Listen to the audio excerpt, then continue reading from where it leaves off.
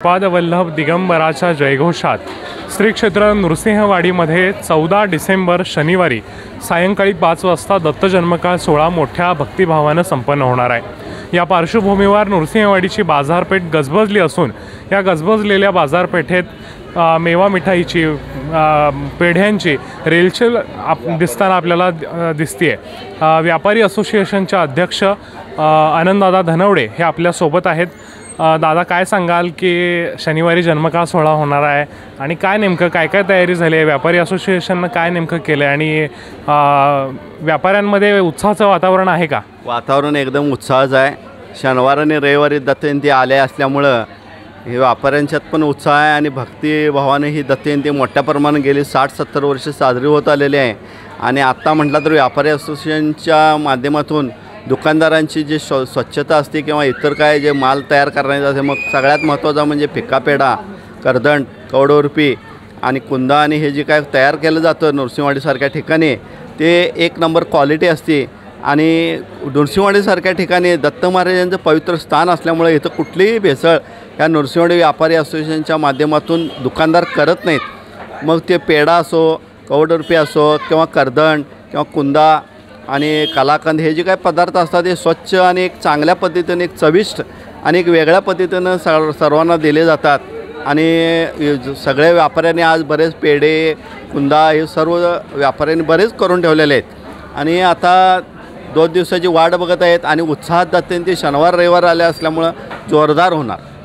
दत्तजयंती जोरदार होणारच, परंतु नेमका किती मिठाईची व्यापार या ठिकाणी दत्तजयंतीच्या काळात होतो आणि किती दुकानदार आहेत, किती एकूण माल खपला जातो?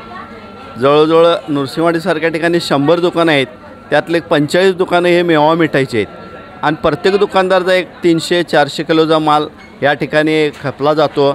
आणि जे मोठे दुकानदार आहेत ठराविक जे जुने आहेत, मग जवळजवळ 100 वर्षापूर्वीपासून या नृसिंहवाडीसारख्या ठिकाणी फिक्का पेढा, कवडवरपी, करदंड, आंबावरपी, खावावरपी ही केली जाते। अशी 5-6 दुकानं जुनी अगदी जाणती जुनी दुकानं आहेत, त्यांचा जरा माल जास्त खपला जातो। आणि त्यामुळे जे काय आत्तापर्यंतचं स्टँडर्ड नृसिंहवाडीने ठेवलेलं आहे, मग पेढ्यासाठी इतकं स्टँडर्ड ठेवलेलं आहे की ते लोक हुडकत नृसिंहवाडीसारख्या ठिकाणी येतात। आणि हे पेढे विकत असताना तुम्हाला अतिरिक्त काही कामगारसुद्धा घ्यावे लागत असतील किंवा मनुष्यबळाची कमतरता भासते का? नेमकं काय भासते?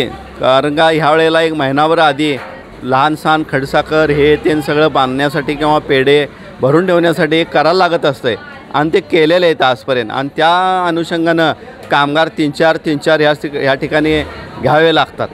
बरोबर। आणि एकूण किती म्हणजे एक महिनाभर अगोदर ही तयारी सगळी चालत असेल? 1 महिनाभर आधी तयारी चालू असते आणि स्वच्छता, टापटीप आणि फूड खात्याचं सुद्धा ह्याकडे लक्ष असल्यामुळं गेले 8 दिवस त्यांनी सुद्धा ह्या ठिकाणी फेरी मारून जात असतात आणि तपासणी करत असतात आणि स्वच्छता ठेवायला लावत असतात। त्याच्या अगोदरच नृसिंहवाडीचे व्यापारी या ठिकाणी स्वच्छता पण ठेवतात आणि जे काय क्वालिटी आहे ती पण ठेवतात। नृसिंहवाडीसारख्या ठिकाणी आजपर्यंत महाराजांनी हा प्रसाद जात असल्यामुळं कुठल्याही प्रकारची भेसळ चालत नाही आणि होत नाही। कुठल्याही प्रकारची भेसळ होत नाही असं खऱ्या अर्थानं आश्वासनच आनंददादांनी दिलं आहे। नृसिंहवाडीमध्ये हा सगळा परिसर गजबजताना आपल्याला दिसतोय। आपण पाहू शकतोय की पेढ्याची दुकानं तयारी, आता सजावट सुरू आहे, लाईटिंग किंवा बाकीच्या व्यवस्थासुद्धा व्यापारी करतायत। आणि या पार्श्वभूमीवर व्यापाऱ्यांमध्ये खऱ्या अर्थानं उत्साहाचं, आनंदाचं, चैतन्याचं वातावरण आहे आणि हे वातावरण शिगेला पोहोचणार आहे 14 डिसेंबरला दिगंबराच्या जयघोषामध्ये नृसिंहवाडीमध्ये जन्मकाळ सोहळा संपन्न होतोय। भाविकांना जन्मकाळ सोहळ्याच्या दर्शनासाठी 3 ते 4 लाख भाविक नृसिंहवाडीमध्ये येणार आहेत। ही बाजारपेठ सगळी गजबजताना आपल्याला दिसणार आहे। तर त्या क्षणाची आतुरतेनं हे सगळे व्यापारी आता उत्सुकतेनं बसलेले आहेत। नृसिंहवाडीतील व्यापारी पेठेतून दर्शन वडेर।